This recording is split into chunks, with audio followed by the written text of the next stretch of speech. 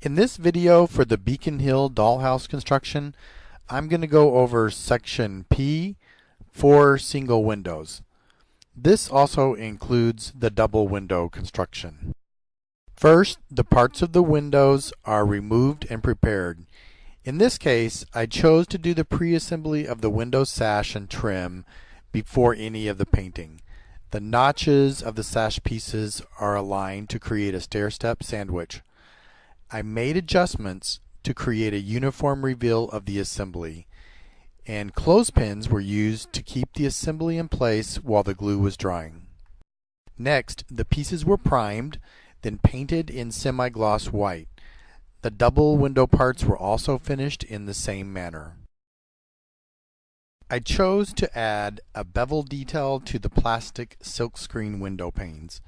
I used a product called gallery glass that is the consistency of glue but dries clear. With the silkscreen side facing down, I started by placing a few small dabs in the diamond portion of each pane, then used a plastic coffee stirrer to force the liquid to the edge of the diamond outline. I only did this on one side of the pane. To mask the defects of the beveled glass effect, the silkscreen side will be facing outwards. The glass panes were then sandwiched between two window sashes. I used white glue as instructed so that any residue would dry clear. The window trims were first installed in each opening, then the window sashes with the silkscreen side out and bevel treated side facing inward.